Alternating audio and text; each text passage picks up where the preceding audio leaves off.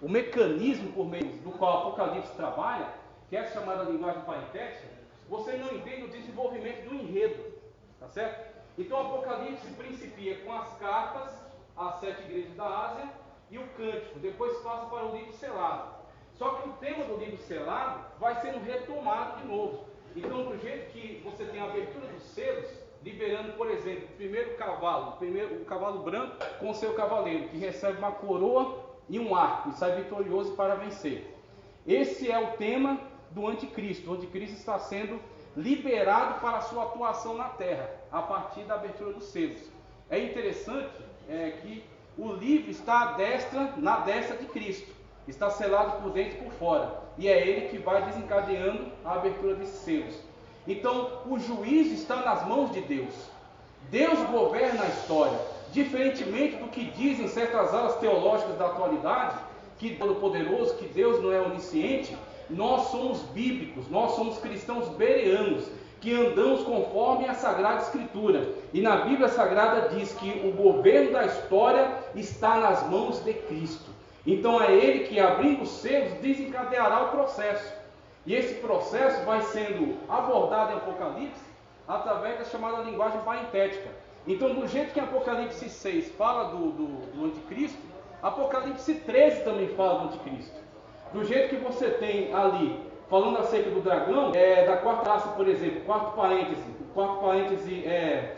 linguagem parental de Apocalipse, sétima taça. Você terá essa abordagem de novo no Armagedon, falando acerca da guerra que se estabelecerá entre o cordeiro, que virá juntamente com a noiva, que já estará na glória, participando das bodas, e virá para libertar o remanescente de Israel.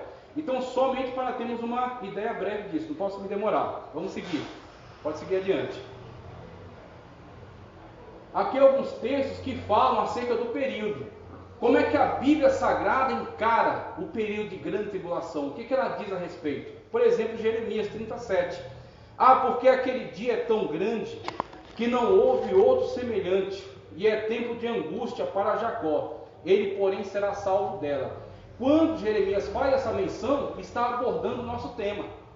Está falando acerca do Armagedon. Está falando acerca da grande guerra que será travada entre as forças do anticristo, que perseguirão. O anticristo não poderá se voltar, tá certo? Com as suas tropas, contra o próprio Cristo. Ele não poderá atacar o próprio Cristo. Então, se ele não pode atacar o Senhor Jesus Cristo, o Rei dos Reis e o Senhor dos Senhores, que virá montado num cavalo branco, ele atacará quem? Os seus escolhidos. Ele atacará quem? Israel, que ainda estará na terra, e que diante da manifestação em glória de Cristo, como o próprio Senhor disse que todo olho verá, então se renderá ao Senhor e aceitará como o seu Messias. Mas essa situação é interessante, eu quis dar destaque a ela, porque é uma situação corriqueira. É uma situação que acontece cotidianamente. Mesmo que você tenha o ápice dela em Apocalipse, também hoje o diabo, Satanás, ele não podendo atacar diretamente a Deus, ele tenta se voltar contra a sua igreja. Ele tenta atacar a mim e a você. Ele tenta atacar as famílias, ele tenta destruir as vidas que são preciosas para o Senhor. Então, através desse estudo de Apocalipse, você sabe que você está envolvido numa batalha. Você sabe que você está envolvido numa guerra. Você não pode estar sonolento, não pode estar alienado em relação à sua situação espiritual. Por quê? Porque nós somos a igreja de Cristo na terra. Nós representamos o reino de Deus, aonde nós estamos. Nós estamos no meio de um combate, no meio de uma batalha. Mas nós podemos glorificar a Deus, porque os anjos do Senhor estão ao nosso redor. Mesmo que ao derredor está o inimigo, buscando ocasiões para nos tragar, mas ao redor estão acampados os anjos do Senhor. Aonde você está, Deus está contigo. O Senhor, a mão do Senhor está estendida sobre você. Então nós temos que ter essa consciência. Esse período vai se desencadear, mas hoje nós já temos visto reflexos dessa mesma política de Satanás, ainda hoje limitado. Como diz Paulo em Tessalonicenses, que a sua ação dele ainda é limitada. Alguém ainda está retendo a ação do iníquo. Mas quando do meio for tirado, a sua ação será plena, será completa, que é o que vai acontecer nesse período aqui. Isaías 34:2, porque a indignação do Senhor está sobre todas as nações, e o seu furor sobre todo o exército delas. Ele as destruiu totalmente, entregou-as à matança. E Daniel 12:1, naquele tempo se levantará Miguel, o grande príncipe, que se levanta a favor dos filhos de teu povo. E haverá um tempo de angústia, qual nunca houve, desde que houve nação até aquele tempo. Mas naquele tempo livrar-se-á do teu povo, todo aquele que for achado escrito no livro. Maravilhoso. Vamos seguir?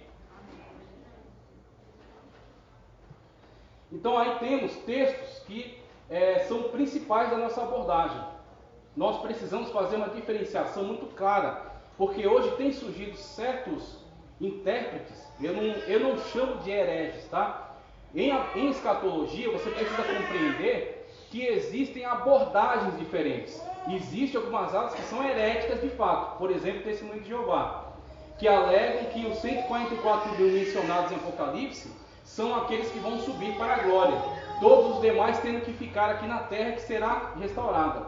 Então essa é uma abordagem herética, isso é uma hermenêutica praticada em cima da exegese, ou seja, em vez de se submeter ao texto, eles incutem no texto aquilo que é interesse deles.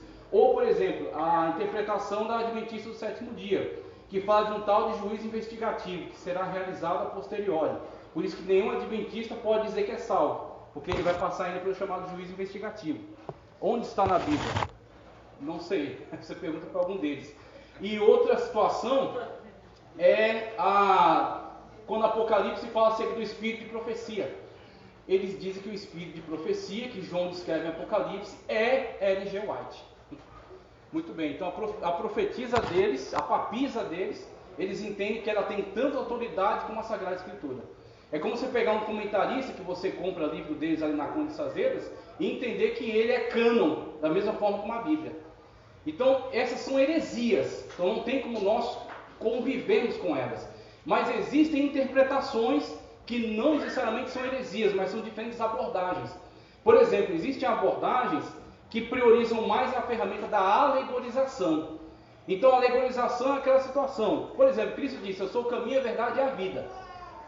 Óbvio que nós temos aí uma abordagem alegórica. Por quê? O que é um caminho? Um caminho é algo que te conduz do ponto A ao ponto B. Isso é um caminho. Então, quando alguém diz que ele é o caminho, ele está falando metaforicamente. Ele está dizendo que por meio dele chegamos ao Pai. E ninguém vai ao Pai se não for por meio dele. Então, essa é a abordagem de Cristo. Essa abordagem é metafórica. Tá certo? Só que essa abordagem metafórica não é para toda a Bíblia. Ela é para textos que indicam para nós que ali está sendo usada essa ferramenta. Agora, muitas escolas, para facilitar a sua interpretação, utilizam irresponsavelmente a ferramenta da alegorização. Aí dizem, por exemplo, olha, quando Paulo fala que no abrir e fechar de olhos, todos nós que estivermos vivos, seremos primeiro, os mortos ressuscitarão primeiro, e os que ficarmos vivos seremos transformados para nos encontrar com o Senhor nos ares. Nós entendemos claramente que Paulo está falando literalmente da retirada do arpague, da retirada da igreja da terra, quando será capturada, tá certo? Num abrir e fechar de olhos, ou seja, será num momento, num átomos, como diz no original, numa fração de tempo. Quantas vezes você já piscou os olhos? Então você tem numa fração de tempo, os mortos ressuscitarão, nós seremos transformados e nos encontraremos com o Senhor nos ares. O texto nos diz que isso acontecerá dessa maneira. Agora, muitos que não querem encarar essa perspectiva, o que eles fazem? Não, isso aqui, meu irmão, é alegórico. Isso aqui é o seguinte, significa a saída do mundo de pecado para a entrada no mundo de salvo, tá certo? Para a entrada no reino de Deus. E aí, para que nós possamos concordar com essa interpretação, você precisa que a Bíblia te dê essa base. E é aí onde nós encontramos base para isso. Então temos que diferenciar os eventos. Por isso que esse texto é fundamental. Então aparecerá no céu o sinal do Filho do Homem, e todas as nações da terra se lamentarão e verão o Filho do Homem vindo nas nuvens do céu, com poder e grande glória. O texto é muito claro, eu não preciso ser um exegeta, nem um conhecedor de grego, nem um conhecedor formado em teologia, para numa leitura básica da língua portuguesa, entender que estamos falando de um evento no qual a manifestação é importante. Então aqui temos uma manifestação visível. Aqui temos uma manifestação em glória e temos pessoas que estão interagindo com ela, tá certo? Que devido à manifestação estão se manifestando também, estão reagindo a ela, diferentemente daquilo que Paulo descreveu para a primeira etapa da vinda de Cristo, chamada arrebatamento. Então é isso que eu quero diferenciar. Por quê? Muitas das vezes as pessoas vêm colocando certos argumentos falaciosos, tentando dar uma carteirada de autoridade, porque é teólogo, porque é isso, é aquilo. Uma leitura básica da Bíblia Sagrada, você chega ao entendimento que há primeiro um arrebatamento, que é num abrir e fechar de olhos, num átomos, tá certo? E no qual nós é que vamos até Cristo. Os mortos ressuscitam, todos são transformados e vão até Cristo. Nós é que vamos até Ele. E um segundo evento no qual nós, junto com Ele, viremos. Olha o texto de baixo. Ó. Vi o céu aberto, e diante de mim um cavalo branco, diferente daquele cavalo abordado em Apocalipse 6, cujo cavaleiro se chama Fiel e Verdadeiro. Olha que maravilha. Ele julga e guerreia com justiça. Seus olhos são como chamas de fogo, e em sua cabeça há muitas coroas, e um nome que só ele conhece, e ninguém mais. Está vestido com um manto tingido de sangue, e o seu nome é Palavra de Deus, como João diz lá no Evangelho dele, que ele é o Logos, tá certo? Que ele é o Verbo, que ele é a Palavra, e por meio dele, sem ele, nada que foi feito se fez. Maravilhoso. Então, o mesmo Logos que João descreve no Evangelho, ele descreve aqui no Apocalipse. Ele é a palavra. Ele não simplesmente diz a palavra, ele é a palavra de Deus encarnada. Os exércitos do céu o seguiam, vestidos de linho fino. Aí alguém quer dizer, não, aqui é anjo. Mostra um texto na Bíblia para mim onde anjos estejam, onde foi prometido que anjos se vestiriam de linho fino. Mas eu te mostro vários textos que diz que aquele que for fiel caminhará comigo vestido de linho fino. Como ele diz para a igreja de Laodiceia, para ela se arrepender das suas obras, comprar colírio para os olhos e vestes para que cubra sua nudez. Então nós temos sim promessas variadas em relação à igreja, de que caminharão com eles vestidos de vestes brancas, vestidos de linho fino. E é isso que nós vemos concretizado aqui, o Senhor descendo em glória, e nós juntamente com ele, seu exército celestial, vestidos de linho fino, descendo juntamente com ele, para derrotar o anticristo, lançar a besta que sobe da terra, que é o anticristo, e o falso profeta, a besta que sobe do mar, que é o anticristo, e a besta que sobe da terra, o falso profeta, lançá-los vivos no lago de fogo, e amarrar Satanás por 1000 anos. Isso é Bíblia. Então, se alguém chegar para você, não, porque eu sou teólogo, porque conheço grego, conheço hebraico, conheço aramaico, sei lá, irmão, Bíblia. Vamos para a Sagrada Escritura, o que ela diz? O que ela diz é o que vale. Vamos passar, por favor? Esse texto fundamenta o milênio, vi tronos, em que se assentaram aqueles que havia sido dado autoridade para julgar. Vi as almas dos que foram decapitados por causa do testemunho de Jesus e da palavra de Deus. Por exemplo, essa questão dos decapitados. Você terá a abertura do 5º selo, que mostra aqueles que foram decapitados porque não aceitaram receber o sinal da besta. Com isso, entregaram sua vida. Ninguém é salvo por sacrifício próprio, sim pela graça de Cristo. Até aqueles que morrerem durante a grande tribulação também serão salvos pela graça de Cristo. Tá certo? Serão salvos também pela intervenção do Espírito Santo. Mas terão que dar sua vida, porque não estiveram prontos, semelhante àquelas 5 virgens. 5 eram prudentes, tinham azeite. E o que é ter azeite? O que é o símbolo do azeite no Novo Testamento? O Espírito Santo é simbolizado por fogo, é simbolizado por água, é simbolizado por azeite. Se você tem o Espírito Santo de Deus, você tem o selo da promessa, você é predestinado para morar nas mansões celestiais. E quando houver o brado, aí vem o noivo, sair ao encontro, nada vai poder te segurar. Você vai deixar este mundo e vai subir às mansões celestiais. Por quê? Você tem azeite, você tem o Espírito Santo de Deus. Então nós temos essa situação na qual aqueles que têm azeite subiram, mas aqueles que viveram de uma forma relapsa, aqueles que não levaram Deus a sério, aqueles que desprezaram, por exemplo, uma palestra dessa, são aqueles que estão dormindo na sua fé. Até tem um pouquinho de azeite, mas não tem reserva. Então, conforme o tempo vai passando, conforme as situações vão se abatendo sobre a vida dele, ele vai fraquejando, vai acabando, vai falhando, até o momento que se apaga. E aí, quando ouvir o brado, não sabe o que fazer. Assim que o vice-presidente disse: vamos comprar, mas dá tempo? Não, vai ser num átomos, vai ser num abrir e fechar de olhos. Então nós temos esse texto aí que aborda acerca desses, daqueles que ficaram e foram sendo mortos ao longo da grande tribulação, e se encontrarão aí, tá certo? Juntamente com aqueles que haviam sido arrebatados, desde que não aceitem a marca da besta, o 666, e não tinham recebido a sua marca da sua testa nas suas mãos. Eles ressuscitaram e reinaram com Cristo durante 1000 anos. Pronto, agora esse termo aí, que é importante para mim, vamos passar. Pode passar a próxima. Esse termo, pode clicar? Isso, pode clicar? Isso, pode encher a tela. Mais um, pronto. E viveram e reinaram com Cristo durante 1000 anos, mas os outros não reviveram. Esse termo que é empregado aqui, viveram, pode passar o próximo? Isso, clica mais um. Pode clicar, clica outro. Esse livro aqui foi de onde eu tirei essa exegese. Pode clicar, pode encher a tela. Isso, vai lá. Viveram, exerçam. Exerçam é o termo grego que eu consultei naquele livro de exegese do Apocalipse.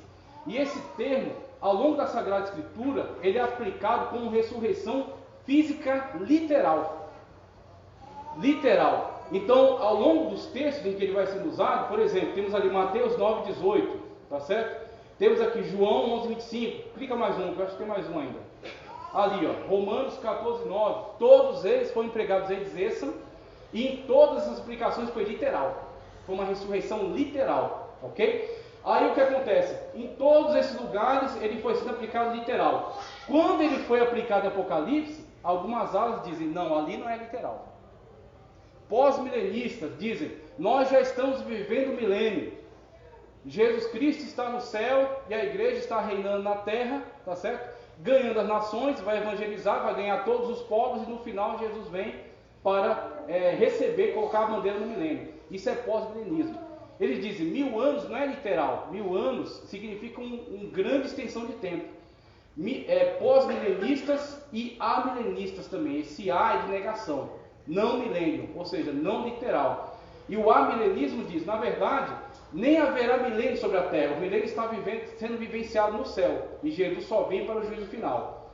Então nós temos essas perspectivas, principalmente os calvinistas abordam o amilenismo, tá certo? E os pós-milenistas foi uma perspectiva muito famosa há um tempo atrás, por William Carey, por George Whitfield, se eu não me engano. Teve outros também, grandes nomes, que abraçavam o pós-milenismo. Ele serviu como uma grande mola propulsora para as missões, porque as pessoas pensavam: nós temos que ganhar todas as pessoas para Cristo, porque esse é o papel da igreja. Então foi muito importante a ação evangelizadora deles, isso ninguém pode negar, só que a interpretação estava equivocada. E aí nós temos, por exemplo, amilenistas e pós-milenistas negando o milênio literal. Só que diante da Sagrada Escritura, diante dos termos empregados, não se pode negar a literalidade do milênio. O milênio é literal, porque a ressurreição é literal. Ressuscitarão fisicamente com Cristo para reinar com Ele em corpos gloriosos durante 1000 anos. O corpo no qual eles ressuscitarão será semelhante ao corpo no qual Cristo ressuscitou. Cristo ressuscitou, e o corpo glorioso no qual ele ressuscitou era um corpo que não sofria limitações de tempo nem de espaço. Ele poderia aparecer num ambiente que estava completamente fechado. Ninguém precisava abrir a porta para ele, ele surgia ali. Mas ele fez questão de alertar os discípulos: eu não sou um espírito, eu sou um corpo, só que um corpo glorioso, um corpo em outro estado, um corpo celestial. Tanto que ele pede para os discípulos: tem algo para comer? Já viu fantasma comendo peixe? Pois ele comeu, porque ele não é um fantasma, ele é aquele que ressuscitou para nunca mais morrer. E do jeito que ele ressuscitou, nós também ressuscitaremos. Vale a pena você andar em fidelidade com Deus, para você ressuscitar e viver da mesma forma como Cristo viveu. Pode seguir que tem muita coisa, meu Deus do céu. aqui, pode seguir, essa base textual aqui da declaração de fé. Eu não vou ler, pode pôr próximo, isso. Na declaração de fé, o que a gente percebe? A maneira como a igreja, ela se posiciona. Então, o que eu valorizo mais? Volta só um para a gente ter na tela aqui, a declaração, isso. O que eu mais valorizo da declaração de fé da Assembleia de Deus? É que a igreja onde você congrega é séria. A igreja onde você congrega não fica com ambiguidades. Como, por exemplo, os testemunhos de Jeová, a cada período o corpo governante muda. Exatamente. E tudo que eles falam para você é o que vem lá do Brooklyn. Eles definem o escravo fiel e discreto, uma coisa assim, que é o grupo que está reunido lá que define a doutrina. Eles estão pregando uma coisa aqui, daqui a pouco eles mudam, vem outra revista e sai mudando tudo. Então, quer dizer, eles estão à mercê dessa ambiguidade, dessas mudanças. Só que a igreja, a declaração de fé, ela não é canônica. Ela é uma expressão da igreja com relação a essas doutrinas. Só que ela é importante porque ela é um compromisso da igreja com a honestidade, com a clareza das ideias. Então eles definiram, olha, o que a gente entende por milênio? O que a gente entende por vinda de Cristo? O que a gente entende por os súditos do reino de Cristo, que habitarão durante o milênio? É esse o entendimento da igreja. Então a igreja, ela é pré-tribulacionista, tá? Ela acredita que nós seremos arrebatados antes da grande tribulação. Antes da grande tribulação. Ela é dispensacionalista. Ela entende que Deus trata de diferentes maneiras ao longo da história, a partir das alianças que ele firma. Então temos aí as dispensações, tá certo? Por isso aquele mapa do início. E a série do súdito do reino ele esclarece um pouco acerca daqueles que participarão do milênio. Então nós teremos diferentes grupos de povos. Nós teremos, por exemplo, a igreja glorificada, que descerá juntamente com Cristo, conforme eu li mais atrás. Nós temos aqueles que durante a tribulação foram sendo mortos e foram integrados também à igreja. Nós temos os santos do Antigo Testamento, que morreram na expectativa do Messias. Ninguém foi salvo nem por sangue de cabrito, nem sangue de bode, nem sangue de boi. Os sacrifícios levíticos não salvaram ninguém, porque eles não tinham potencialidade para salvar. Eles apenas cobriam o pecado. Todos eles foram salvos na expectativa da vinda daquele que Deus prometeu lá no Éden, a semente da mulher que esmagaria a cabeça de Satanás. E Cristo, quando veio, se apresentou para eles e concretizou essa promessa. Falou, aqui está aquele que foi prometido. Então aqueles que morreram na fé de Abraão foram integrados também à igreja. E aí nós temos estes que reinarão junto com Cristo. Nós temos Israel que, uma vez perseguido, vendo Cristo vindo em glória, aceitando ele como seu Senhor e seu Salvador, será integrado também ao milênio, nos seus corpos naturais, fisicamente, vivendo em corpos naturais. Nós temos também, dentre os povos do mundo, aqueles que não receberam a marca da besta e que resistiram durante o período de tribulação, e que serão agora apresentados diante do juízo das nações. E aí Cristo fará a divisão, fará a separação entre os bodes e as ovelhas. E essa separação será levando em consideração o comportamento deles em relação a Israel.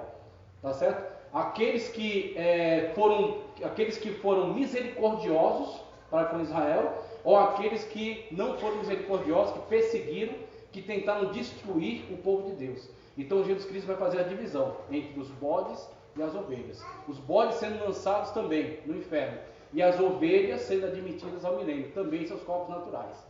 Então você tem muitos textos aqui para fundamentar isso. Vamos passar adiante. Esse aqui é outro livro, de onde tirei alguma base. Isso aqui basicamente é Paulo nos dando alguns indícios de que ele cria perfeitamente nessa abordagem. Na descrição de Paulo, a vida cristã é uma vida que está aguardando a bem-aventurada esperança e o aparecimento da glória do grande Deus, o nosso Senhor Jesus Cristo. Conforme Tito 2,13. Veja só essas nuances. A bem-aventurada esperança. O que o arrebatamento para nós é? Ele é uma esperança. Quando que você vai ser arrebatado? Não sabemos. Quando Cristo estava aqui em carne, ele disse, nem o Filho do Homem sabe, nem os anjos, somente o Pai. Agora ele está em glória, e certamente ele sabe de todas as coisas, mas somente ele sabe. Nenhum falso profeta, esses dias levantou um, que falou que o arrebatamento e aconteceu um mês atrás aí. Ele já jogou mais para frente, e assim vai chutando. Então, o arrebatamento é a nossa esperança. Eu vivo constantemente esperando, na expectativa de ser arrebatado. Eu tenho que trabalhar na expectativa de ser arrebatado. Eu tenho que fazer minhas atividades na expectativa de ser arrebatado. Nós temos essa bem-aventurada esperança. E o aparecimento da glória. O aparecimento da glória é a vinda de Cristo em glória juntamente com a igreja. Pode passar? Aqui esse quadro é para deixar muito claro a diferença dos dois eventos. Eu não vou ler, tá certo? Porque vai ficar disponível para vocês. Então, o que é o arrebatamento, quais são as características e o que é a vinda de Cristo em glória, a diferença entre eles. Isso aqui é para falar acerca da maneira como Deus trata com Israel e com a igreja. Por quê? Algumas linhas de interpretação, elas misturam as coisas. Dizem que, na verdade, Israel, ele, por ter desobedecido a Deus, foi meio que anulado. E que Deus agora deu continuidade por meio da igreja.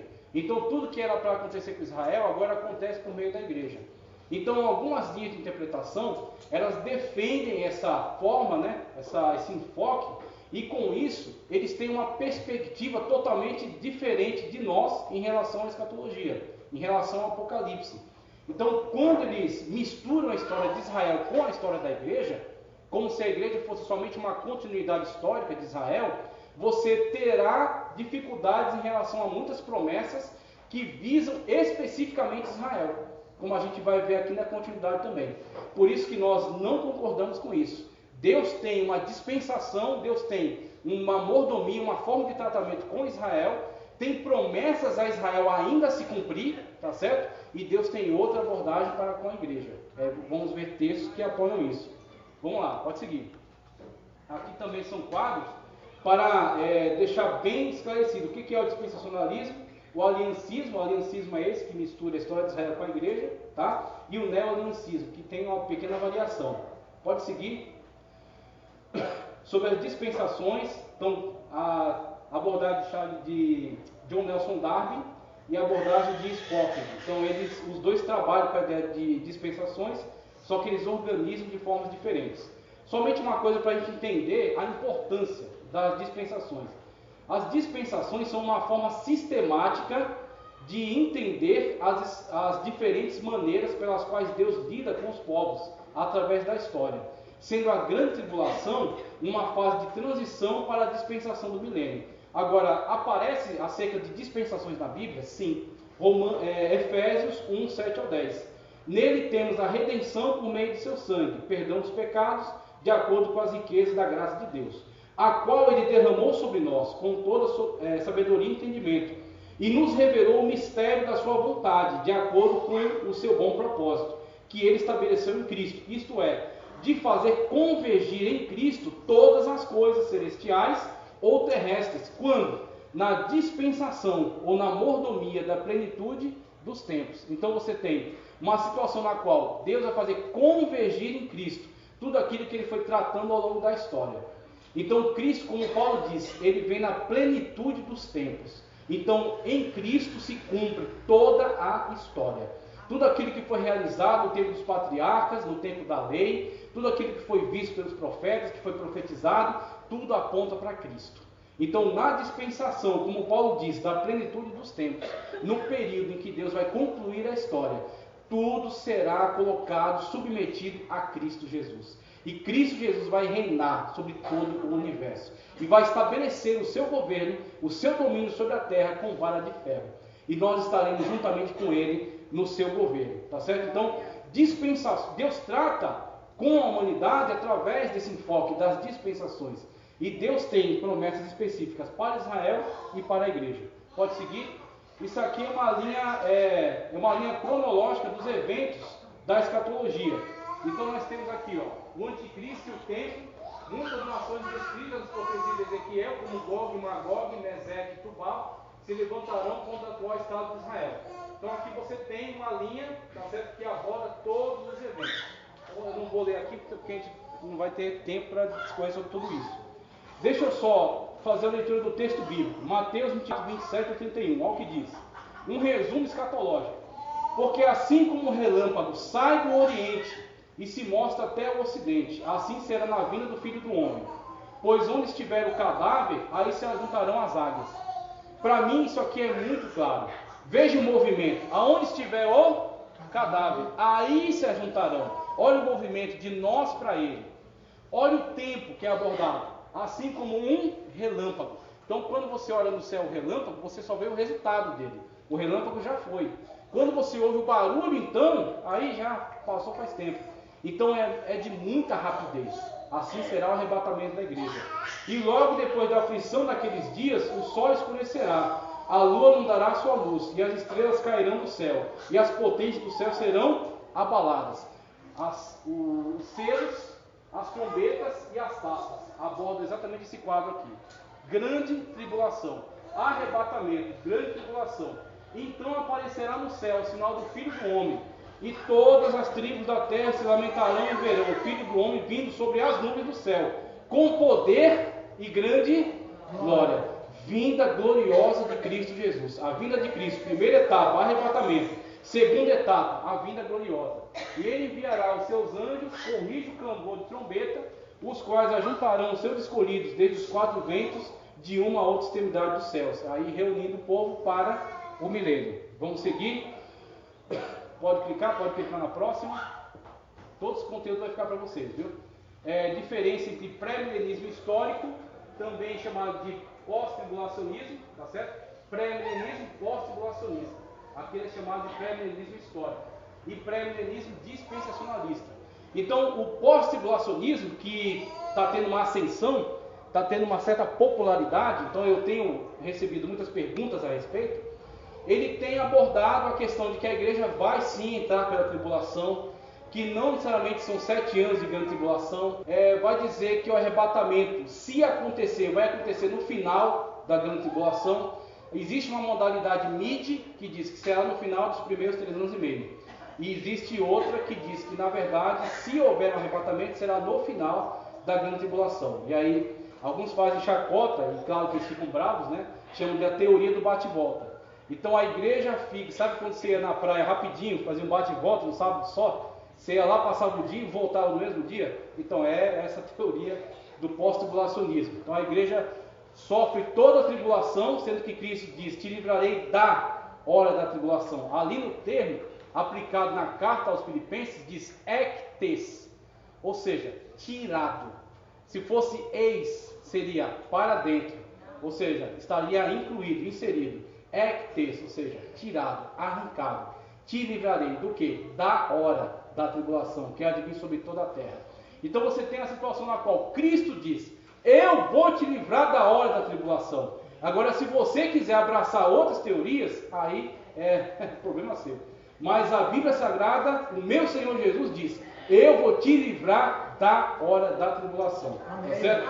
Então você tem ali a abordagem dispensacionalista, pré-milenista dispensacionalista.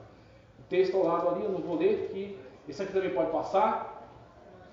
3 pontos também definindo cada um deles: pré-milenismo, amilenismo e pré-milenismo histórico ou pós-tribulacionismo. Pode passar.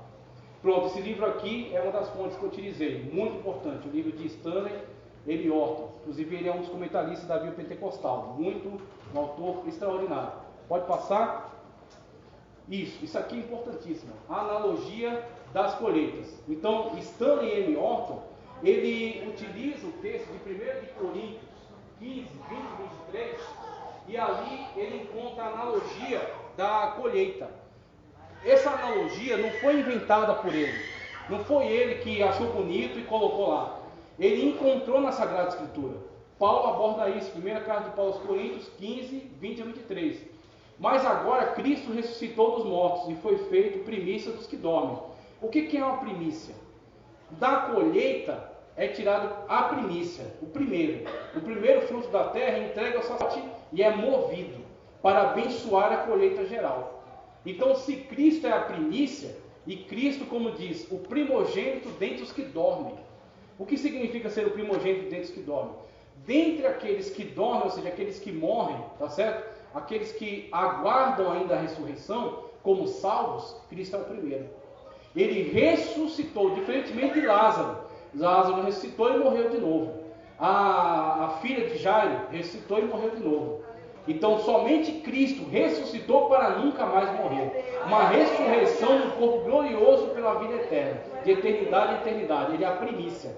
Se ele é a primícia, após ele virá uma colheita. Porque assim é a primícia. A primícia abençoa a colheita. E a colheita está aqui. Todos vocês. Nós estamos aguardando para ser colhidos, levados para as mansões celestiais. Temos a primícia, temos as colheitas e temos ainda aqueles que ficam para sair da colheita geral, chamado de espigas caídas. Então todo o processo de colheita acontecia dessa forma. Primícia apresenta ao sacerdote, colheita geral. E depois da colheita geral ainda tem algumas espigas que ficam, que são então recolhidas pelos pobres, pelos necessitados. Então todo o processo de colheita aborda isso. Arrebatamento, aqueles que ficam do arrebatamento, aliás, a ressurreição de Cristo, primícias, colheita geral, arrebatamento da igreja, espigas caídas, aqueles que ficarem durante a tribulação e não receberem o sinal do anticristo. Pode seguir. Agora outro material, esse material é extraordinário. Esse material, quem me forneceu foi o Neymar. Eu não conhecia essa apostila. Eles fizeram essa apostila em cima do material do Antônio Gilberto, pastor Antônio Gilberto, né, o saudoso Antônio Gilberto, que já descansa no Senhor. Então toda essa apostila é em cima do material dele. Vamos seguir. Olha só o que diz, pode passar. Derrocada, segue volta 1, aliás. Volta 1. Derrocada dos governos do anticristo, ou seja, derrocada dos governos da terra. Né? Você tem a situação de Daniel 2:24. E eu coloquei ali o texto, 34 e 35, e também Mateus 21 e 44. O que diz? Estava vendo isso, quando uma pedra foi cortada. Só vou ler isso aqui. Quem é leitor de Bíblia já vai lembrar na hora. A pedra que foi cortada sem mãos, e que atingirá o pé da estátua. Tá certo? Esmiuçará a estátua. E aí crescerá e tomará toda a terra. Olha só a maneira como Deus revelou para Daniel como aconteceria no final dos tempos. Quando Cristo, juntamente com a igreja, derrotar o sistema do mundo que está instaurado. O sistema corrupto, o sistema maligno, o sistema detestável que está instaurado no mundo. O sistema que usurpa das pessoas. O sistema que destrói as pessoas, que consome elas. Cristo destruirá todo esse sistema. Ele é a pedra cortada sem mãos, que atingirá essa estátua que significa os reinos do mundo, que são dominados, como diz a palavra de Deus, o mundo jaz no maligno. Então nós temos esse sistema do mundo, inclusive nossa guerra é contra o mundo, a carne e o diabo, e essa guerra só será vencida quando o nosso Senhor Jesus Cristo, com a espada que sai da sua boca, ele derrotar esses reinos. Vamos seguir adiante aqui. Essa representação é exatamente daquela estátua de Daniel, tá certo? Então você tem ali a cabeça de ouro, peito e braço de prata, ventre de bronze, pernas de ferro e pés de ferro e barro, tá certo? Essa descrição pernas de ferro, você tem ela relacionada a um animal terrível. Da mesma forma como Daniel viu a estátua, viu também os animais. Babilônia, o leão alado, Medo-Persa, o urso com as costelas na boca, o leopardo de 4 cabeças e 4 asas, que era a Grécia, Macedônia no caso, e Roma, que era o animal terrível. Então não houve uma descrição clara para Roma, o animal terrível. E esse animal terrível associado às pernas de ferro. Aí você tem na continuidade da estátua, os pés são ferro e barro. Então claro, é uma mistura que não dá certo, né? Então você tem ali o convívio de forças que não estão integradas. E uma é frágil e a outra é inflexível. Então você tem essa situação em relação à estátua. E você tem Cristo destruindo essa estátua a partir do pé, caindo toda a sua estrutura. Vamos seguir adiante? Veja só a conjuntura do mundo. O que é isso aqui? Você tem, por exemplo, a situação que foi despertada agora com a invasão da Rússia ao território ucraniano. Quando a Rússia toma essa atitude de invasão ao território ucraniano, desperta muitas coisas que estavam meio que dormindo. Então as pessoas acreditavam que já havíamos superado essas questões. Mas quando há a situação da OTAN, tá certo? O Tratado do Atlântico do Norte, que começa a flertar com as repúblicas da antiga cortina de ferro. Você tem aqui, cortina de ferro, o que era a União Soviética. Inclusive, Vladimir Putin disse que o fim da União Soviética foi um erro. Vladimir Putin, que é antigo agente da KGB, ele disse que foi um erro o fim da União Soviética, nunca deveria ter acabado. Então a mentalidade dele continua lá na época da Guerra Fria. Ele lida com essas situações políticas da mesma forma, da mesma maneira. Então, quando esses países da antiga União Soviética tentam se afastar do antigo regime totalitário, comunista, tá certo? Que todo comunismo vira uma ditadura, é automático. Você tem muitos países socialistas, tá certo? Que causam um embargo na economia, veja a Argentina, que está falida, e você tem países que, quando ingressam de fato no comunismo, automaticamente ele virará uma ditadura. Então essa situação é um quadro histórico muito recente para todos nós e que aponta para nós movimentos que darão continuidade até o evento que a gente descreve aqui, até o Armagedon. Aqui você vê Gog e Magog começando, Gog, o príncipe, tá certo? De Magog. Gog é o líder e Magog é a região. E você vê um início de uma movimentação deles. Essa movimentação vai continuar até uma agressão contra Israel. Então essa situação está no começo. Claro que você ainda vai ter alguns fatos que vão acontecer, mas você já começa a ver o começo, a engrenagem se mexendo, as movimentações. Você está vivendo a escatologia. Você está vendo ela acontecer diante dos seus olhos. Então você tem essa parte azul, que é a OTAN, a parte vermelha, que é a Rússia. Quando você tem esses países da antiga União Soviética se aproximando do capitalismo, se aproximando da OTAN, de um mundo mais democrático, de uma forma de vida mais democrática, logo a Rússia acendeu seu alarme. E já mostrou qual é a intenção dela. Entrou e dominou o território. E está ameaçando outros países ainda. E você tem uma associação muito perigosa entre Rússia e China.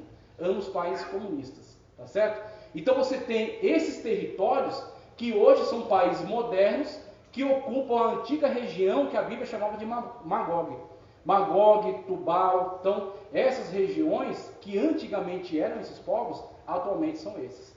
E aqui você vê claramente a descrição: ferro, ditadura, inflexível, e o barro, mais flexível, democrático. Então você vê um embate dos dois, tá certo? E Cristo virá. Futuramente o anticristo vai assumir, vai conseguir concatenar toda essa ação, ok? E Cristo virá com uma pedra cortada sem mãos, destruir todo esse sistema.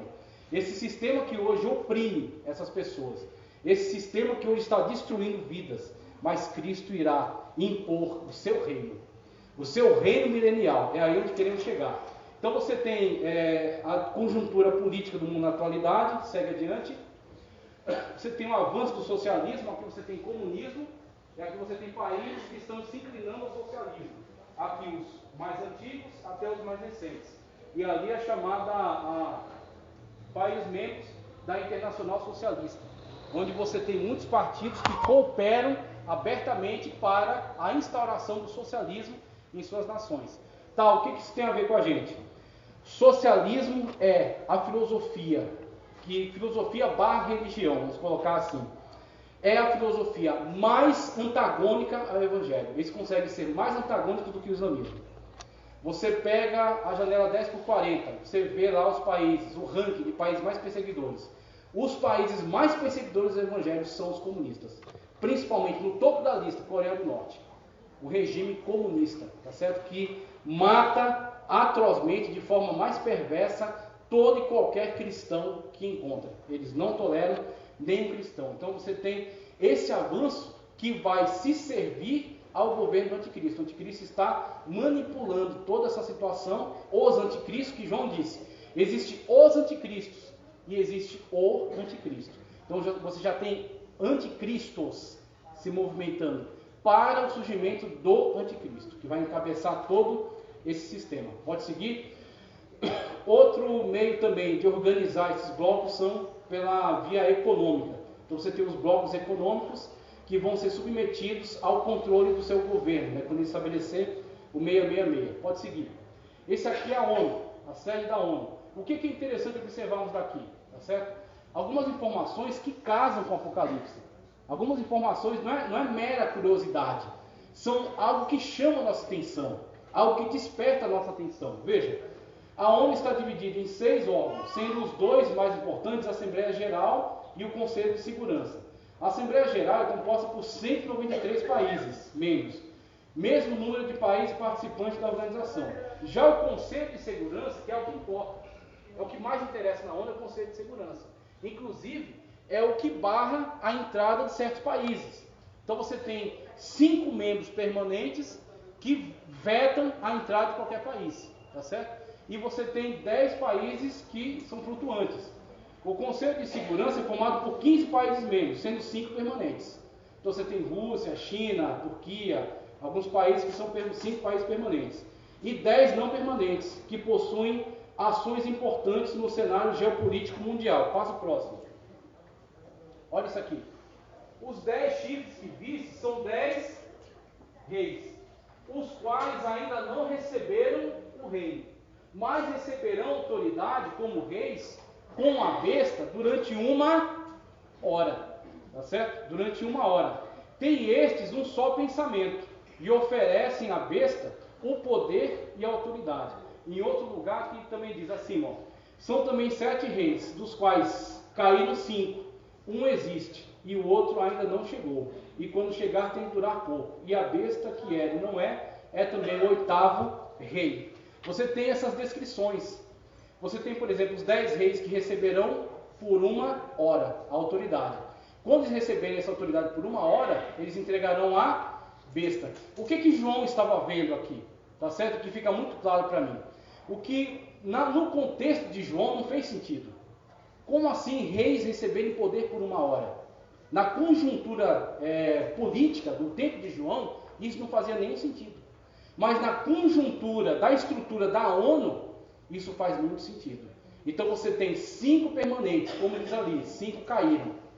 E 10 receberão o governo por 1 hora. E quando receberem esse governo, cederão ao anticristo. É como se João estivesse vendo uma sessão da ONU, na qual é votado e é entregue ao anticristo o governo sobre todas as nações. Nós temos aí isso que, ao meu ver, é muito claro. Você tem que ser cego para não perceber essa semelhança, essa aproximação entre esses contextos. Pode seguir adiante? Satanás desce à terra para guerrear. Você tem agora essa situação na qual, em Apocalipse, é descrita a batalha nas regiões celestiais, tá certo? E é descrita a descida de Satanás para esse contexto da terra, tá ok? Apocalipse 12, 7 a 9 diz, ó: e houve batalha no céu, Miguel e os seus anjos batalhavam contra o dragão, e batalhavam o dragão e os seus anjos, tá certo? Até essa parte dos anjos do céu, né? Mas não prevaleceram, nem mais o seu lugar se achou nos céus. E foi precipitado o grande dragão, a antiga serpente, chamado Diabo e Satanás, que engana todo mundo. Ele foi precipitado na terra, e os seus anjos foram lançados com ele. Apocalipse 12, 7 a 9. No período tribulacional, Satanás estará diretamente envolvido com as perseguições na terra, por meio do anticristo e do falso profeta.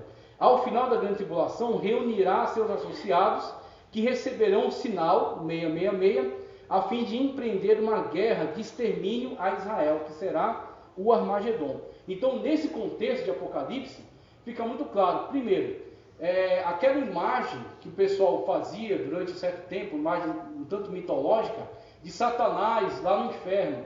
Então, muitas vezes as pessoas são pegas por essas imagens mentais enganadoras. Satanás lá no inferno, com seus anjos reunidos, e outro até diz que o inferno é no centro da terra. Então, quando você não tem leitura bíblica, você vai sendo pego nessas mitologias, nesses enganos. A Bíblia Sagrada diz claramente: Satanás não está lá no inferno, ele está nas regiões celestiais. Por isso que quando os anjos se apresentaram diante de Deus, Satanás veio no meio deles. Aí Deus deu testemunho de Jó. Por quê? Porque ele está nas regiões siderais. Agora, na grande tribulação, ele será guerreado e será derrubado para a terra. É uma situação na qual ele empreenderá perseguição, conforme o Apocalipse menciona, a mulher vestida de sol, que tem a lua embaixo dos seus pés. E aí você tem a perseguição à igreja hoje já, por meio desses movimentos que o diabo tem impulsionado. Crescimento de ideologias comunistas, crescimento de religiões pagãs, perseguição à igreja. você já tem todos os movimentos acontecendo. E serão intensificados 1000 vezes durante a grande tribulação, quando ele for finalmente derrubado na terra. Pode seguir o próximo? Movimentação para a guerra. Aqui você tem a movimentação para o chamado Armagedon, tá certo? Que é Armegido, ou Monte de Megido. Então, em Jezreel, planície de Jezreel, acontecerá o chamado Armagedon, que é a movimentação dessas tropas, desses povos, para atacar Israel, exterminar Israel. Coisa que já foi tentada diversas vezes. Então,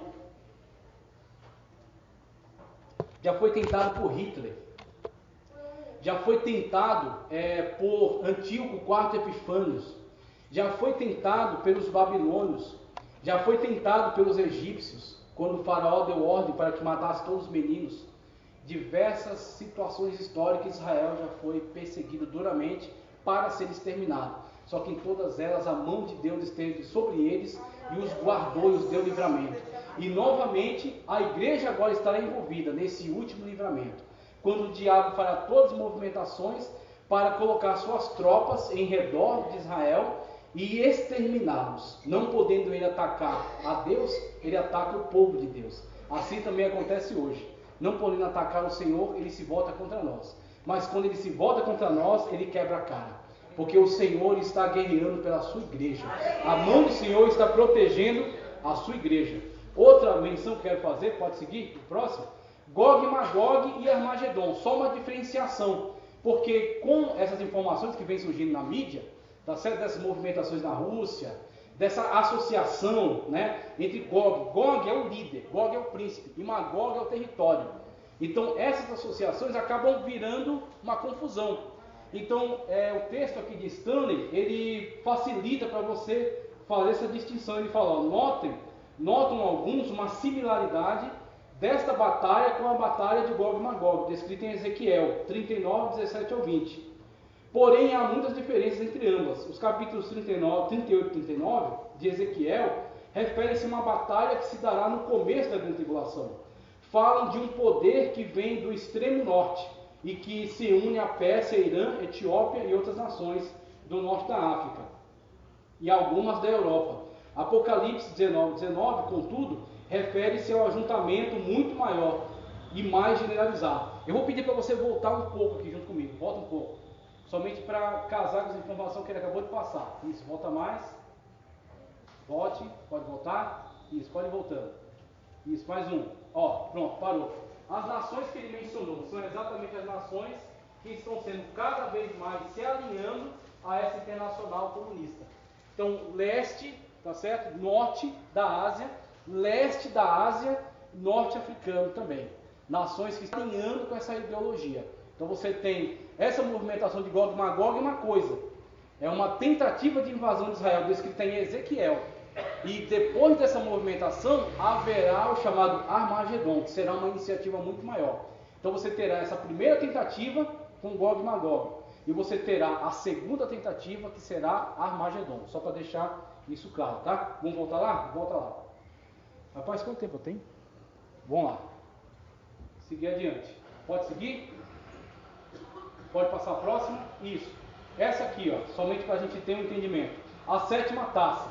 A sétima taça, quando for derramada, vai secar. Pode passar a próxima? Clica mais uma.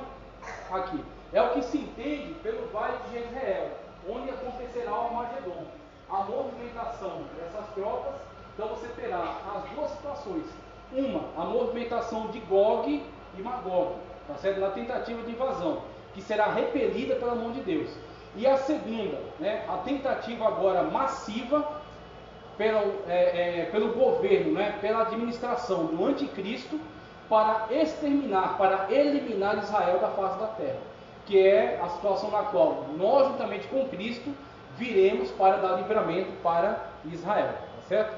Então pode passar, passa, isso, a associação entre os dois, compondo o maior exército do mundo, tanto em número de contingente militar, quanto em equipamentos bélicos. Então essa união é a união mais perigosa do mundo. E Vladimir Putin com o Xi Jinping da China. Esses países que combatiam entre si. durante um longo tempo da história, essas nações foram combatentes entre si. Agora elas se uniram. Temos aí essa união que é uma das mais perigosas da história. Pode clicar. Aqui a descrição no mapa, né, da movimentação de Gog e Magog. Pode passar a próxima. Pode passar. Isso aqui, ó. Só volta um aqui, ó. Rio Eufrates. Rio Eufrates para cima. Aqui tem o Cáucaso, Rússia. E para lá o leste, China. Então a passagem deles se dará com o Rio Eufrates tendo sido secado no derramamento da sexta taça. Ok? Pode seguir. O maior exército do mundo, Rússia e China. Aqui pode clicar até encher a tela. Vamos lá, clica aí, mais um. Isso, pode clicar. Aqui, você tem a sétima taça, o sétimo anjo derramou a taça no ar e saiu uma grande voz do templo do céu, dizendo: está feito. E houve trovões e relâmpagos e um grande terremoto, como nunca tinha havido desde que há homens sobre a terra. Tal foi esse terremoto, tal foi esse grande terremoto. E a grande cidade fendeu-se em 3 partes. Então você tem a sétima taça e você tem o anúncio acerca da meretriz. Quando você tem essas duas situações descritas aí, você tem exatamente o preparativo que o anticristo está implementando para reunir as suas nações para o campo de batalha, tá certo? Exatamente para a realização da chamada batalha de Armagedon, o Armeguido. Pode passar o próximo. Aqui é sobre a queda de Babilônia. Então você terá a sétima taça, a anunciação da queda de Babilônia, tá certo? A quebra do sistema, e esse sistema que será quebrado pelos juízos de Deus. Então você tem os juízos, né? Conforme já falei, dos selos, das trombetas e das taças. E cada um desses juízos vai progressivamente trazendo a eliminação, trazendo juízo sobre a humanidade caída e trazendo também o colapso.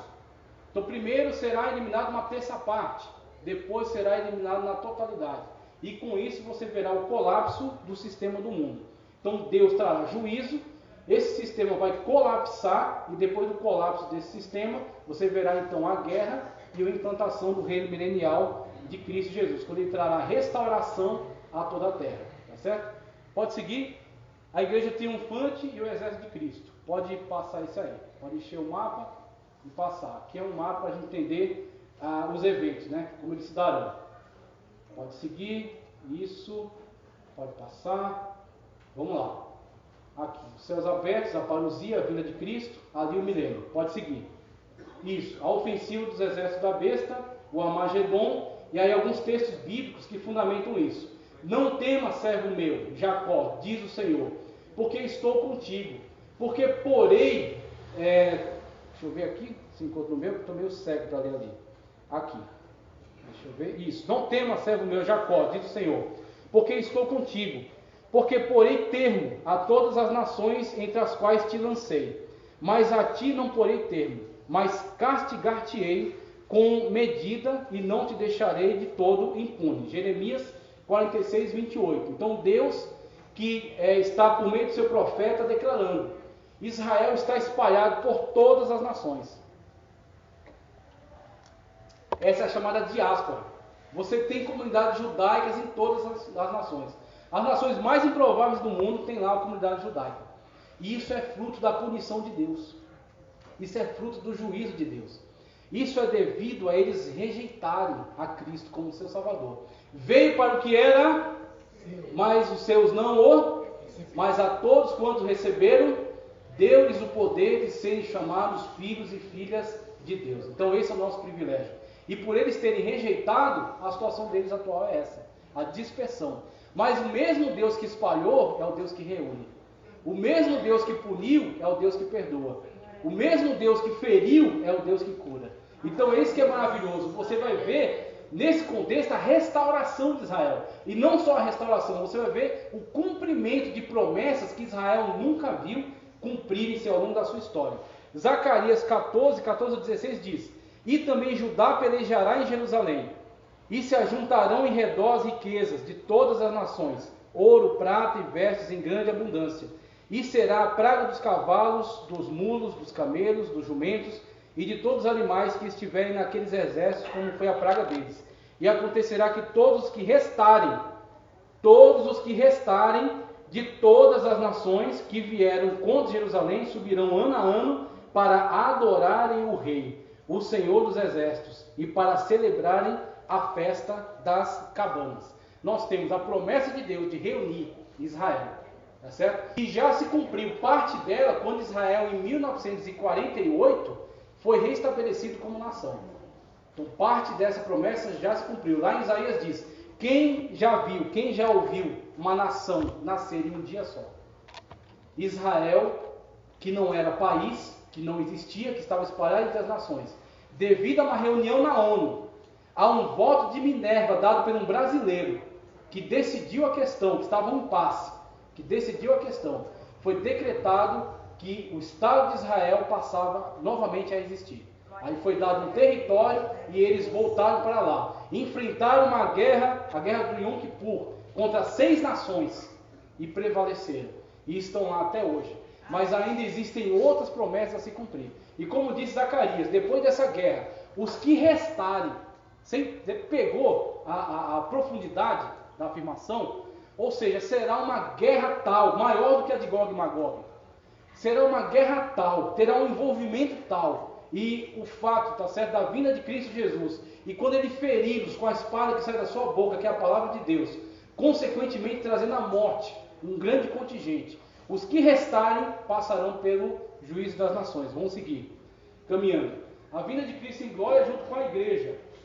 Então, o que eu quero mencionar aí, rapidamente? Apocalipse 19, 7 ao 9. Regozijemo-nos e alegremos-nos, e demos-lhe glória, porque vindas são as bodas do Cordeiro, e já a esposa se aprontou. Apocalipse 19, 7 ao 9. Aí logo abaixo você tem 19, 11 ao 21, que é, viu o céu aberto, aquele texto que a gente já leu. Então, 19, 7 ao 9 diz que você tem a esposa, tá certo? Que já se aprontou, e que estava nas bodas. E logo abaixo você tem a vinda de Cristo com os exércitos celestiais.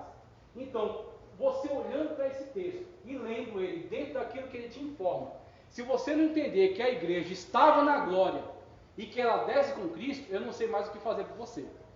Porque é exatamente a dificuldade dos pós-tribulacionistas. Ele diz: não, a igreja não está lá na glória, está lá na terra sendo perseguida pelo anticristo. E quem é que vai estar lá nas bodas do Cordeiro?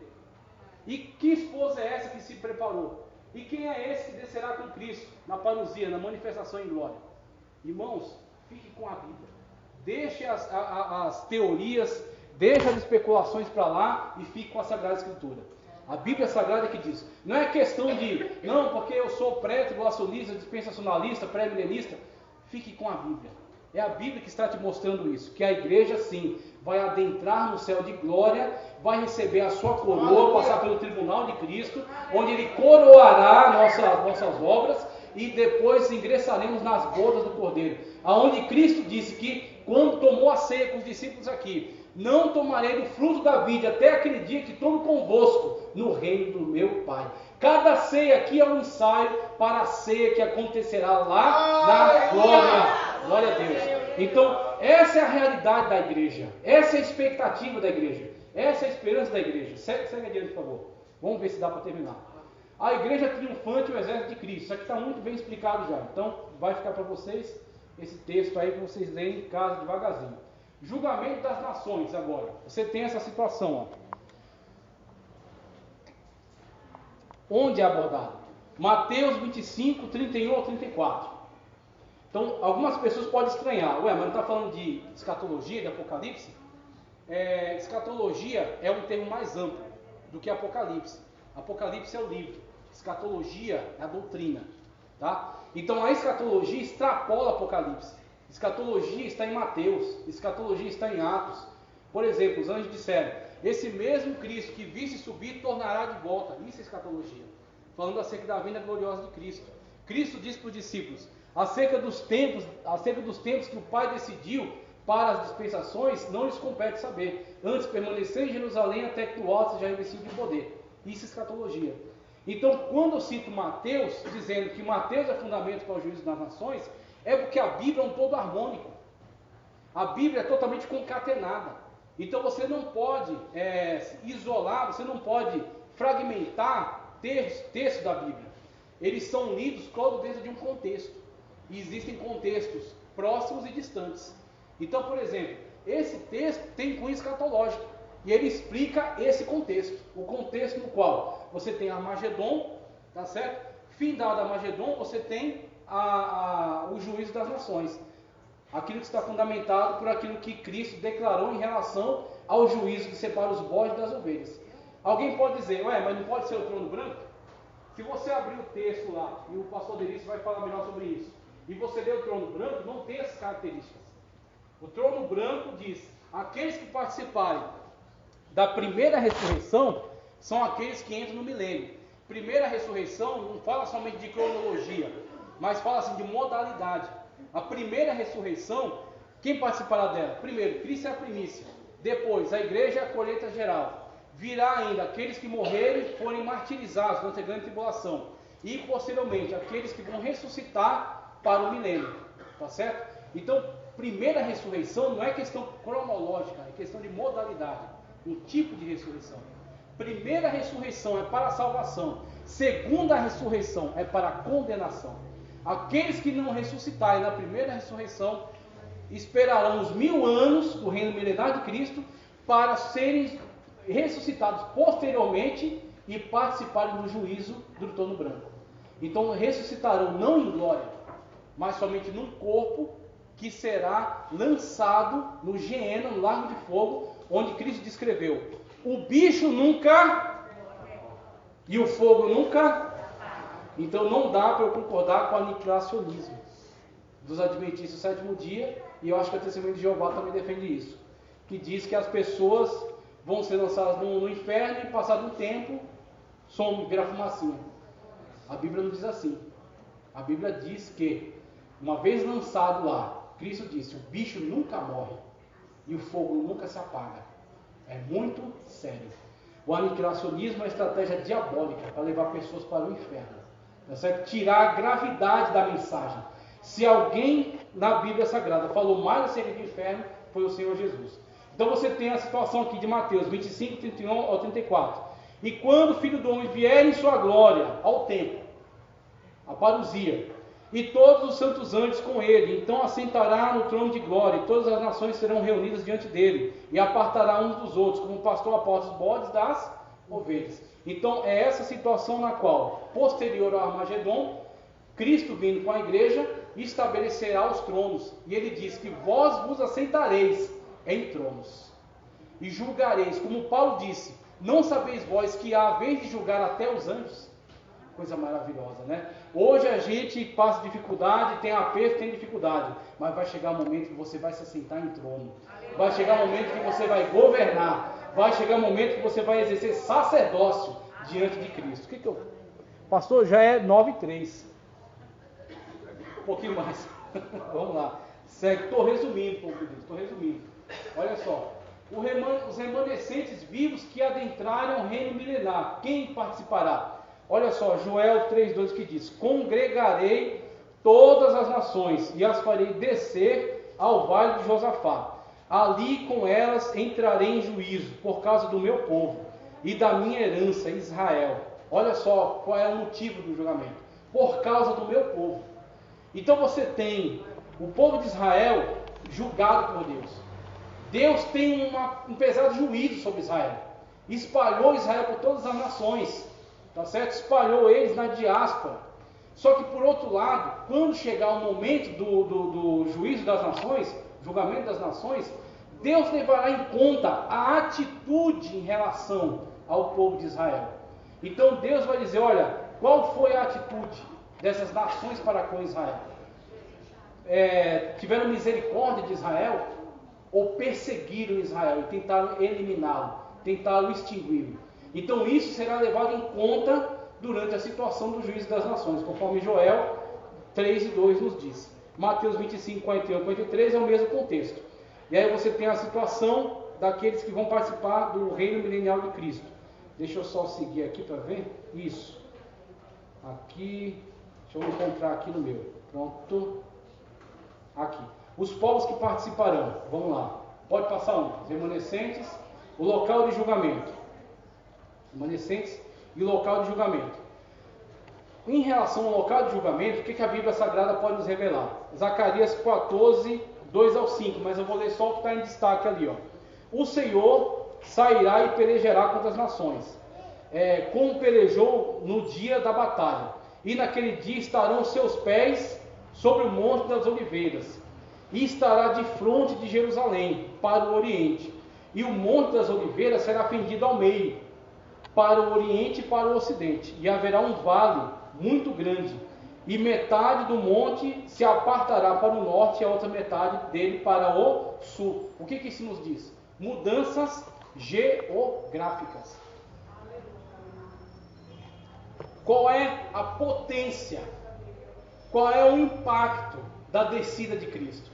Você já leu lá em Êxodo, quando Deus entrega a lei para o povo. Deus diz, olha, primeiro, consagrar. Consagra. Então, se você quer alguma coisa da parte de Deus, tem que ter consagração. Tem que ter santificação. Tem que ter oração, jejum. Consagra. Aí, uma vez que eles se consagraram, Deus disse, olha, ninguém toque no monte.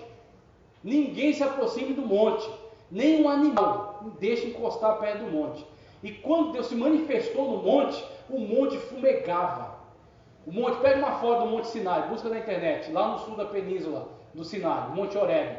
O monte fumegava, o chão tremia, e havia um som de trombetas, e uma voz como de muitas águas.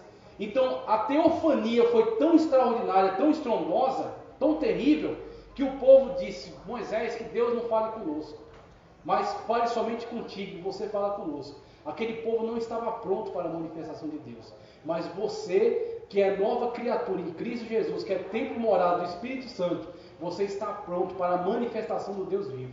E quando Jesus Cristo vier juntamente com a sua igreja, e que ele aterrissar aqui na terra, quando seus pés tocarem, o monte se fenderá para leste, tá certo? Para norte e para sul, conforme descrito aí. Vai criar um vale no meio, e nesse vale será feito o juízo das nações. Só para você ter uma ideia do que será a grandiosidade da parousia, da manifestação de Cristo em glória. As pessoas lembram de Jesus e tem uns que até carregam no pescoço. Jesus ferido, Jesus com uma coroa de espinho, Jesus abatido, um Jesus pendurado, pregado na cruz. Essa é a visão que algumas pessoas querem guardar de Jesus. Mas o Jesus que eu e que você servimos é um Jesus que tem pés como latão reluzente, tem olhos como chama de fogo, tem cabelos com a lã branca, tá certo? E quando descer sobre o monte das oliveiras, como é dito aqui, ele se fenderá ao meio. Esse é o Jesus que nós servimos. Louvado e agradecido seja o nosso Senhor. Vamos seguir, caminhando para o final. Aprisionamento de Satanás, isso aqui é tranquilo, não precisa se demorar nisso. Apocalipse 20, capítulo 3. Qual é o antagonismo aqui? Pós-milenistas e amilenistas dizem que Satanás está preso, já, agora. Por quê? Ele diz que o milênio não é literal e que nós já estamos vivendo o milênio. Um diz que não vai ter milênio e outro diz que o milênio já está sendo vivido pela igreja. Então, se o diabo já está preso, quem é que está aprontando todas essas terríveis coisas que nós temos visto no mundo? Então, vemos que é uma interpretação que foge ao texto. É uma interpretação de exegese, incutindo no texto, não exegese, tirando do texto. O texto nos diz que Satanás será preso. E ele será preso por 1000 anos. E quando ele for preso, essa terra será transformada. Essa terra será plenamente restaurada. E nós vamos reinar com Cristo nessa terra. Sobre os povos naturais, os israelitas remanescentes da batalha de Armagedon e os povos que foram reunidos por Deus, julgados, apartados, bodes de ovelhas. Os bodes condenados ao inferno e as ovelhas inseridas no milênio. E aí Israel evangelizará esses povos. Eles terão que aceitar a Jesus como seu Salvador. Eles terão que andar conforme a palavra de Deus. E serão também salvos e serão glorificados posteriormente. Governo de Cristo na terra. Aqui, só para a gente ter uma noção. Propósito do milênio: fazer convergir em Cristo todas as coisas, isto é, toda a criação. Efésios 1:10. B. Estabelecer justiça e paz na terra, eliminando toda a rebelião. C. Fazer convergir nele, o milênio, todas as alianças da Bíblia. Fazer convergir em Cristo. Em Cristo se encontra todas as alianças. Israel ocupar toda a terra que lhe pertence, tá certo? Que foi prometida por Deus. Aqui, ó, esse texto a gente vai encontrar isso. Ó. Pode passar. Reino milenar de Cristo. Olha só os textos que falam acerca desse período, né? Caminhando já para o final. Salmos 2, 8 e 9. Pede-me e eu te darei as nações por herança, e os confins da terra por tua possessão. Tu os esmigalharás com uma vara de ferro, tu os despedaçarás com uma vara, como a um vaso de oleiro. Salmos 2, 8 e 9. Também Zacarias 9 e 10. Destruirei os carros de Efraim e os cavalos de Jerusalém, e o arco de guerra será destruído, e ele anunciará paz às nações. Apocalipse 5 e 20. E para o nosso Deus os fizeste reis e sacerdotes, e reinarão sobre a terra. Isaías 65, 21. Edificarão casas e as habitarão, plantarão vinhas e comerão seu fruto. E finalmente Daniel, então foi juntamente esmiuçado o ferro, o barro, o cobre, a prata e o ouro, os quais se fizeram como a pragana das eiras, do estio. E o vento os levou, e não achou lugar algum para eles. Mas a pedra que feriu a estátua se fez um grande monte e encheu toda a terra. Jesus Cristo destruindo o sistema e instaurando o seu reino. É isso que Daniel viu na sua profecia. Teocracia universal. Aqui. Lucas 1, 32 e 33. Este será grande e será chamado Filho do Altíssimo. E o Senhor Deus lhe dará um trono de Davi. E o seu pai, seu ascendente, e reinará eternamente na casa de Jacó. E o seu reino não terá fim. Passo próximo aí.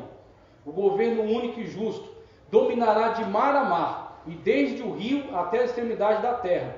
Aqueles que habitam no deserto se inclinarão ante ele, e os seus inimigos lamberão o pó. Os reis de Tassi e das ilhas trarão presentes, e os reis de Sabá e Sebá oferecerão dons. E todos os reis se prostrarão perante ele, e todas as nações o servirão. Então esse é o governo de Cristo no milênio. Pode seguir. Povos do milênio. Você tem duas situações. Crentes glorificados, tá? Arrebatados, aqueles que participaram já da primeira ressurreição, ok? E você tem a segunda classificação de povos, os povos naturais. Tanto os judeus que foram salvos por Cristo e pela igreja, que vieram, tanto aqueles que participaram do juízo das nações e foram aprovados. Então esses dois povos conviverão no milênio e adorarão a Cristo nesse tempo aqui, ó. Pode passar. Outra revelação. Como será o templo na época do milênio? O templo foi descrito por Ezequiel. O profeta Ezequiel, está aqui o texto, deixa eu encontrar, capítulos 40 até o 44 de Ezequiel. Você tem a descrição do templo na era do milênio. Esse templo, ele, conforme a medida de 500 canas, ele fez a conversão aqui para 1550 metros. E esse templo será quadrado. Então você tem a situação desse templo que será construído na época do milênio, e será então a partir dele que todo o sacerdócio será efetuado, né, executado, e as nações da terra virão em adoração a Cristo. Nesse templo da época do milênio, conforme descrito por Ezequiel. Então somente isso para a gente ter uma ideia acerca da adoração dessa época. Israel na época do milênio. Olha as promessas de Deus. Ó. Gênesis 15, 18. Naquele mesmo dia fez o Senhor um concerto com Abraão, ou com Abrão ainda, né? Dizendo, a tua semente tenho dado esta terra. Desde onde? Desde o rio do Egito até o rio Eufrates. Salomão foi o rei que conseguiu estender mais as fronteiras de Israel. Ele conseguiu ter influência em povos que estavam próximos do Eufrates. Mas essa extensão territorial nunca foi vista. E como eu sou adepto, tá certo? Da visão literal da Sagrada Escritura, quando isso diz que não cairá nem um jota e nem um tio, sem que tudo se cumpra, eu acredito que é nesse tempo que veremos Israel ter toda essa possessão de terras, que vai desde o rio do Egito ao sul até o Eufrates. Depois pega um mapa lá e tenta imaginar o que será o tamanho do território de Israel nessa época. Aí Cristo será o seu rei, e nós juntamente com ele reinando, e os povos da terra se beneficiando desse novo governo. Aqui, Jerusalém Celestial. Essa revelação, está em Apocalipse 21, 10 a 27. Eu não vou ler, tá certo? O tempo já passou. Então temos aí a situação que é descrita. Apocalipse 21, 10 ao 27. Quando você olha para essa situação, você vê aquilo que eu falei lá no começo. A estrutura do Apocalipse é parentética. Então ele dá uma informação e segue. Daqui a pouco ele retoma essa informação mais aperfeiçoada e segue de novo. Assim acontece aqui. Ele descreve o milênio, capítulo 20. Fala da Satanás sendo amarrado, Satanás sendo solto. Depois ele retoma falando sobre a Jerusalém celestial. Nessa situação você terá algo muito especial, algo muito diferente, algo nunca visto. Você terá a Jerusalém terrestre, da qual os povos naturais poderão interagir, poderão participar. E no qual aqueles que foram comprados como reis e sacerdotes, a igreja, também participará. Só que a igreja, por estar no corpo glorioso, e a analogia que nós fazemos do corpo que nós teremos é o de Cristo. Ele é a primícia, nós somos a colheita geral. Ele ressuscitou, nós também ressuscitaremos. Como Paulo disse, crer na ressurreição, então você está perdido. Você está nos seus pecados e tudo foi em vão. Então Cristo ressuscitou e tem um corpo glorioso. E por meio desse corpo glorioso, ele se movimenta sem o impedimento da matéria. Ele está aqui, mas daqui ele fala para os discípulos: ó, encontra comigo lá na Galileia. Ele não precisa pegar um jumento e ir até lá, ele aparece lá. Então você tem essa situação do corpo glorioso que Cristo demonstra para nós durante o período que ele esteve aqui. Chegou a ser visto por mais de 500 pessoas, tá certo? Então você tem essa situação, e ele é uma analogia para o corpo que nós teremos.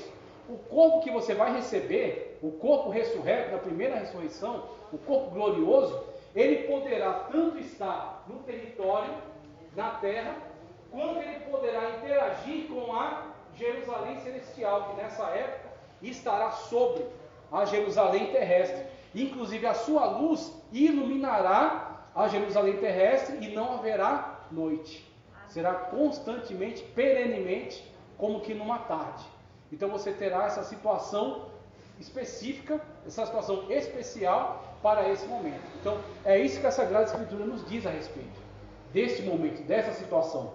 Nós poderemos tanto ir a Jerusalém celestial, como descer para a Jerusalém terrestre e governar juntamente com Cristo. Tá ok? Governo de Cristo no milênio, mas julgará com justiça os pobres e repreenderá as equidades, com equidade os mansos da terra, e ferirá a terra com a vara de sua boca. Por que esse texto? Por causa da explicação de Antônio Gilberto, que são os povos naturais.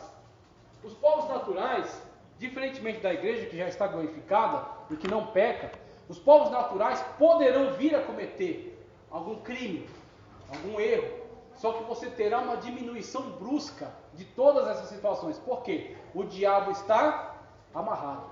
Mas não é por isso que a natureza humana estará, vamos dizer assim, eliminada. Então o homem ainda terá o quê? A sua natureza. Por isso que eu citei o texto de Cristo ali. Cadê? O próximo texto eu acho que eu cito. Aqui, não, ainda não, mas tudo bem. Eu cito daqui a pouco um texto onde Cristo diz que do coração humano provém todas as maldades, tá certo? Adultérios, assassinatos, esse tipo de coisa. Quando ele diz que não é o que ele come que contamina, e sim o que sai de sua boca, que procede do coração, que está contaminado. Então você tem essa situação. Os povos serão regidos com vara de ferro. Se houver transgressão, haverá punição. Não é como hoje que o cara vai assaltar alguém por causa de um celular velho, dá um tiro na cara dele, mata, deixa uma família sem pai, uma esposa sem marido, tá certo? Vai para a audiência de custódia e sai, porque tem endereço fixo e é primário, réu primário. Essa situação que deixa-nos indignados todos os dias. Aqui não. Aqui é o Rei dos Reis e o Senhor dos Senhores. Aqui é aquele que rege com vara de ferro. Aqui é aquele que tem autoridade sobre todas as nações. Então você terá a situação de um convívio natural entre as pessoas, mas não terá a criminalidade de hoje, não terá a corrupção de hoje, não terá a prostituição de hoje, que era alimentada pela Babilônia, o sistema que quebrou, que Cristo derrubou. Então você terá uma situação de povos naturais que serão governados e regidos com autoridade por parte de Cristo e da sua igreja. Vamos lá. Estou acabando, meus irmãos, estou acabando. Autoridade de Cristo no milênio. Vamos lá. Autoridade de Cristo no milênio. Porque a nação e o reino que te não servirem perecerão. Sim, essas nações de todos serão assoladas. Isaías 60:12. E acontecerá que se alguma das famílias da terra não subir a Jerusalém para adorar o Rei, o Senhor dos Exércitos, não virá sobre ela a chuva. Apocalipse 19:15. E da sua boca saiu uma espada, uma aguda espada, para ferir com ela as nações, e ele as regerá com vara de ferro. Eu quero viver nesse mundo. Eu tenho esperança de ser arrebatado, de participar da glória e de vir com Cristo para ver este mundo. Então, este mundo que tem sido destruído pelo maligno, tem sido destruído pelo pecado da humanidade, será restaurado, e agora nós veremos como de fato é um governo justo, como de fato é um governo divino, uma teocracia divina sobre o mundo. Pode passar o próximo. Mudanças geográficas, tá ok? Não vou abordar. A vida humana será prolongada. Então, devido a toda essa situação benéfica, essa modificação, você terá toda uma modificação, tanto geográfica, a poluição será eliminada, e também uma mudança na perspectiva da vida humana. A vida humana será prolongada. Não haverá mais nela criança de poucos dias, nem velho que não cumpra os seus dias, porque o jovem morrerá de 100 anos. É uma hipérbole, né? Um exagero. Um jovem morrerá de 100 anos, mas o pecador de 100 anos será amaldiçoado. Somente para a gente ter uma ideia, né, da situação que será vista no milênio. Pode seguir, pode encher a tela e passar. Esse aqui já é o final, é a situação de Gog e Magog, que eu não vou abordar, tá? Esse Gog e Magog citado aqui, ele é somente uma referência, é somente uma analogia. O Gog e Magog, nós vemos o desenvolvimento dele no começo da tribulação. E quando houver, ao final do milênio, Satanás for solto, sair para enganar as nações, quem ele poderá enganar? A igreja que está glorificada com Cristo? Não, porque ela já está no estado de perfeição. Glorificados, não seremos mais suscetíveis ao engano maligno, à pecaminosidade. Estaremos em perfeição com Cristo. Então ele enganará quem? Os povos naturais que estavam na terra. Então, isso aqui é algo muito significativo, porque contraria uma perspectiva que havia antes no pós-tribulacionismo, que dizia que se as pessoas tiverem uma melhoria de vida, no pós-milenismo, eles acreditavam que se pregar o evangelho, melhorar socialmente o mundo, e as pessoas tiverem uma condição de vida melhor, elas se convertem naturalmente.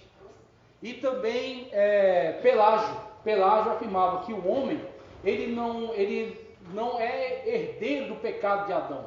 Ele apenas pode, por livre vontade, escolha, decidir por pecar ou se manter em santidade plena. Que o homem poderia, hipoteticamente, se manter em pleno estado de santidade. E aí cai por terra todas essas abordagens. Você não é nada se não for por meio de Cristo Jesus. Você não é nada se não for o sangue de Cristo purificando você de todo pecado. Você não é nada se não aceitar a Cristo, como Paulo disse. Ou você é escravo de Cristo para a salvação, veja, escravo de Cristo para a salvação, se submetendo a Ele totalmente.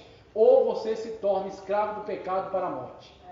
Você não tem liberdade total. Ou você se faz servo do pecado, ou você se apresenta como servo de Cristo. Tá certo? E aqui a gente vê, mesmo com toda a condição favorável, quando Satanás for solto, encontrará alguém para segui-lo. Encontrará alguém para dar ouvido às suas mentiras. Que é a última revolta. Vamos lá? A última revolta, como eu falei, passa a próxima. Os rebeldes, a situação que eu acabei de explicar. Volta um só, volta um. O texto de Mateus está aí, ó. Mas o que sai da boca procede do coração, e isso contamina o homem, porque do coração procedem os maus pensamentos, mortes, adultérios, prostituição, furtos, falsos testemunhos e blasfêmias.